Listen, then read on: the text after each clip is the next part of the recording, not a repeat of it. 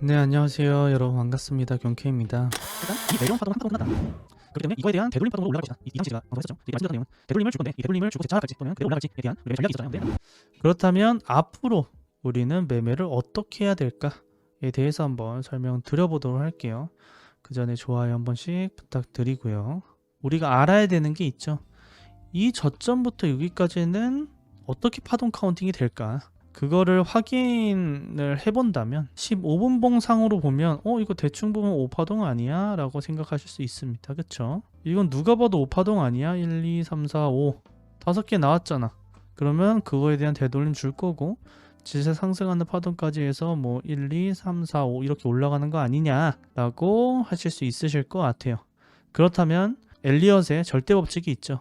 각 파동에는 5파동으로 카운팅이 되느냐가 중요하잖아요. 소파동 안에 또 소파동 상으로 5파동 카운팅이 된다면 이건 임펄스가 가능한 거고, 그렇지 않다면 이거는 임펄스가 아니라 ABC가 됐든 우리가 봐야 되는 파동은 명확히 해야 되잖아요. 그래야지 뭐 숏도 타든 또는 되돌림의 롱도 좀 과감하게 타서 재차 상승하는 것까지 더 먹든 이렇게 접근을 해야 되는 건데, 그 부분을 꼭 체크해 봐야겠죠. 그래서 소파동을 하게 되면 일단 이 첫 파동부터 5파동은 나오지 않는다고 제가 말씀드렸었잖아요. 최근 방송에서 이 하락 추세를 상방 돌파하면서 나오는 파동이기 때문에 심지어 리테스트까지도 주고 갔어요. 여기가 상승한 파동에 대한 0.5 구간이에요. 그래서 파동 여기서부터 요 한 파동만 보더라도 뭐 A, B, C까지는 뭐 얼추 될 수 있겠지만 이 시작 파동이 임펄스 파동 카운팅 하기가 매우 까다로워요. 왜냐하면 3파동이 명확하지도 않고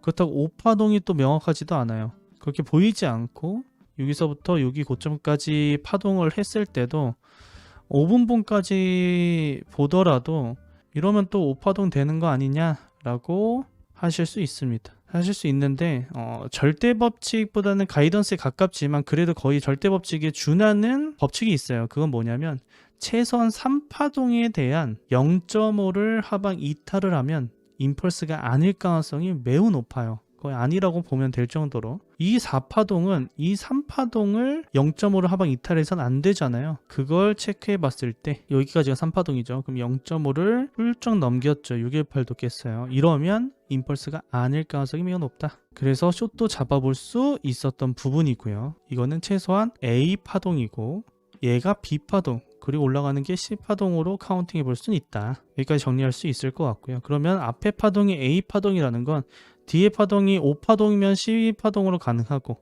5파동이 아니고 3파동이면 333인 복합 조정으로 카운팅을 해봐야겠죠. 그래서 파동 카운팅을 보면 최소한 1, 2, 1, 2 파동은 가능할 것 같아요.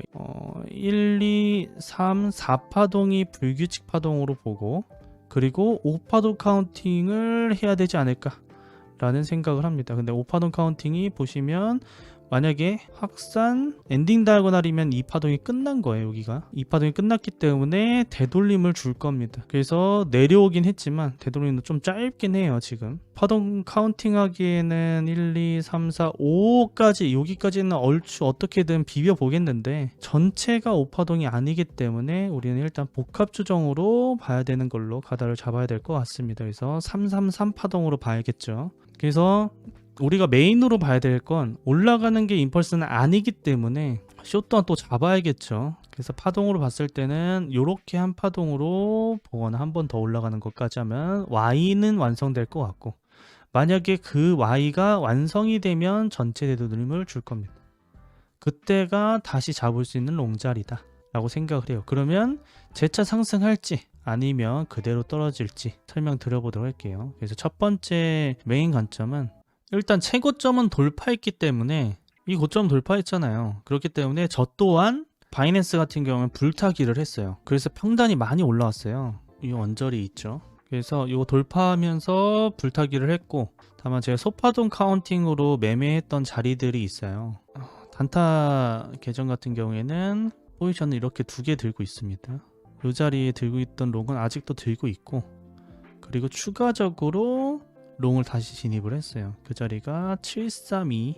이 진입한 근거는 소파동상의 불규칙 파동을 생각을 했어요. 이스펜딩 플랫. 그리고 재차 상승하는 파동까지 형성될 것 같다 라는 생각에 이스펜딩 플랫을 생각했고, 그러니까 소파동상 뭐 1, 2, 3, 4파동 불규칙, 5파동 한 번 더 이렇게 올라가서 이렇게 하다 걸릴 거 생각해서 여기서 부분 익절하고 본절 걸면 되겠다 해서 매매를 했습니다. 그래서 지금 현재 부분 익절을 고점에서 했고요.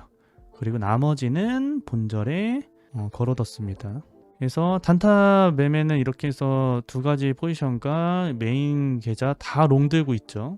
그러니까 롱을 어디서 타야 되냐를 먼저 보고 있는 거예요. 숏은 이미 늦었어요. 숏은 한 번 더 올라야지 타던가 이미 타고 있거나 해야 되기 때문에 숏은 이미 늦었다. 그래서 우리가 봐야 될 건 한파동이 마무리되었다면 최소한 이런 라인까지는 생각은 해봐야겠죠.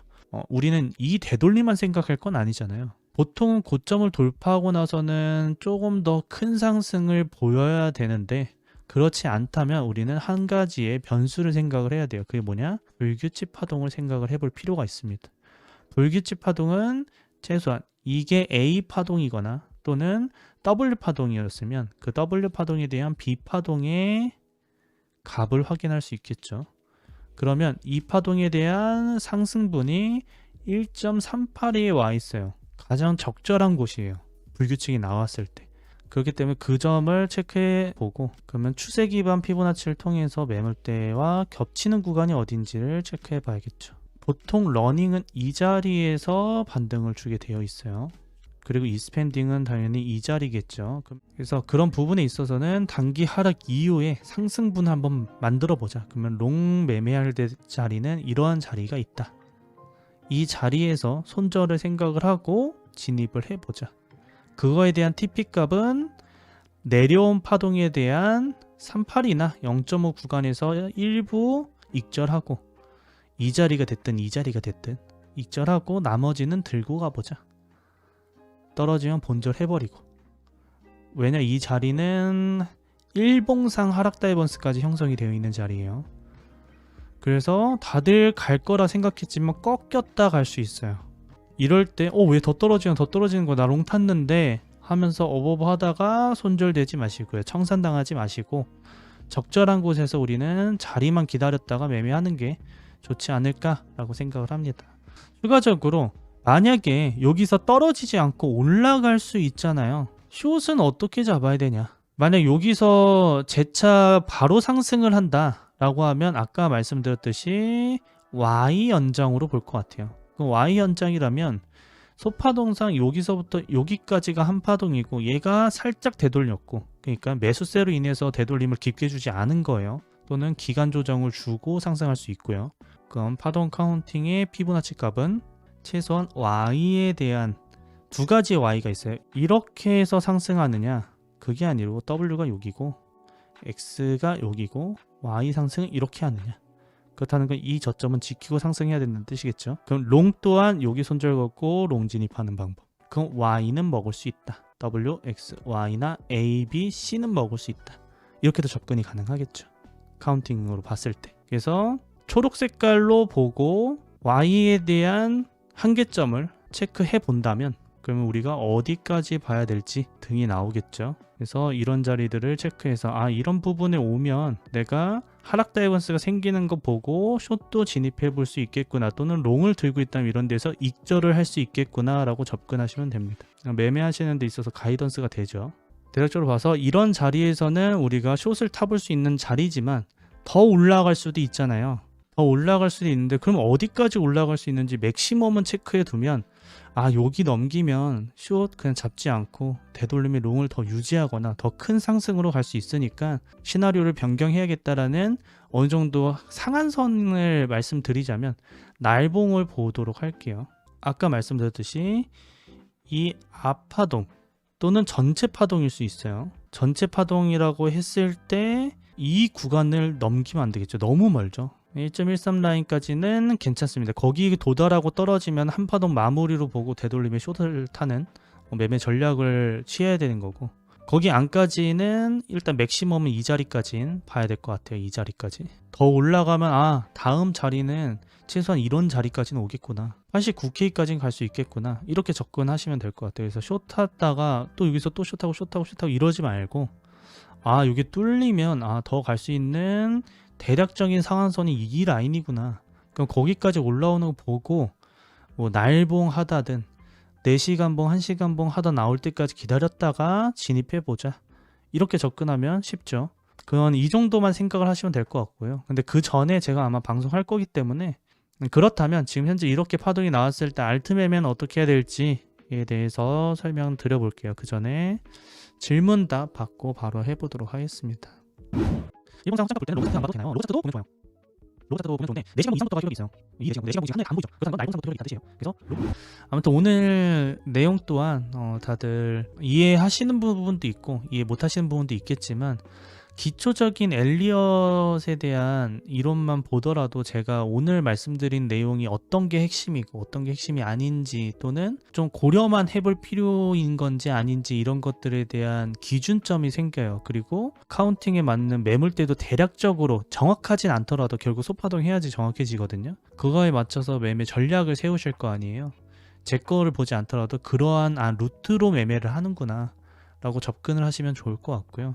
그리고 지금 제가 이런 매물대들을 항상 하지는 않습니다. 근데 신고점을 갱신했고 갱신하기 전에 대한 매물대들이었기 때문에 조금 더 공유해드리면 좋을 것 같아서 한 거지, 무조건 저런 자리에 타고 사고 하면 좋겠지만 우선 내가 공부하고 그거에 맞춰서 접근해 나가는 게 더 중요한 거지, 아니면 저 없으면 매매 못하는 식의 매매는 결국은 내동매매와 같기 때문에 다들 공부를 좀 하시면서 접근하시면 좋을 것 같습니다. 제 영상에 다 나와 있으니까 차근차근 해보시면 올해는 아니어도 내년에는 많은 수익을 벌 수 있는 그런 능력이 되시지 않을까라고 생각을 하고요. 오늘도 이렇게 늦게까지 다들 시청해 주셔서 감사드리고요. 다음 시간에 더 좋은 관점으로 찾아뵙도록 할게요. 다들 편한 밤 되시고요. 잘 자요. 경바.